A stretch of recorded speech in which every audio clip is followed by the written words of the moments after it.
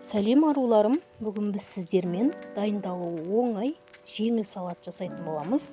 Дастарханыңыздың көркін ашатын болады. Алдымен суға қайнатып піскен етімізді жалпағынан турап аламыз. Осылай жалпақ етіп турап аламыз. Етімізді турап алдық. Бір ыдысымызға 2 қасық соевый соусымызды құйып, 1 кішкентай қасықпен қызыл бұрышымызды салып, бәрін жақсылап араластырамыз.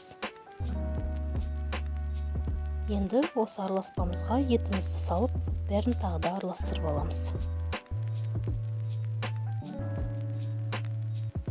Бір шетке қоя тұрамыз етімізді. Соевый соусымыз сіңуі керек. Қиярымызды турап аламыз. Үйіңізде арап пышақ болса, арап пышақпен, болмаса жай пышақпен де бола береді. Осылай жалпағынан турап аламыз. 2 тал қияр жеткілікті. Барлық рецептерді төменге жазып қалдырып кетемін. Қиярымызды турап алдық. Бір ыдысымызды алып, жарты кішкентай қасықпен тұз салып, араластырып аламыз. Тұзымыз сіңуі керек, кішкене қоя тұрамыз. Бір шетке қоя тұрамыз.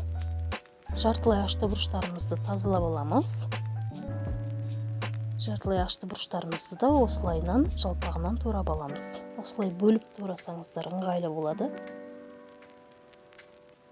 Мінекей, барлығын турап алдық. Енді 2 тіс чесногымызды да ұсақтап турап аламыз. 2 зубчик чесногымыз. Мінекей, барлығын бір ыдысқа салып қоя тұрамыз. Помидорымыздың ортасын алып тастаймыз, сулы жеріні.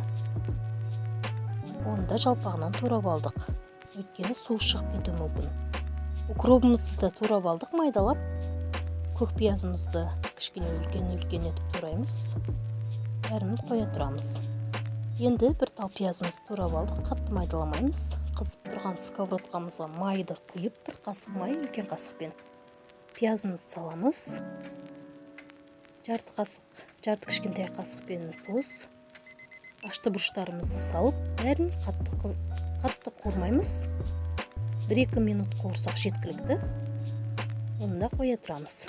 Қиярымыздың суы шыққанды, суын төгіп, етімізді саламыз. Помидор мен көк шөптерімізді, қызыл бұрыштарымызды саламыз. Ашты қызыл бұрыштарымызды бәрін жақсылап араластырып, бір ыдысқа салып, осылай бетіне күнжіт сеуіп шығамыз. Мінекей, салатымыз дайын болды. Видео ұнаған болса, лайк басып, комментарий жазыңыздар.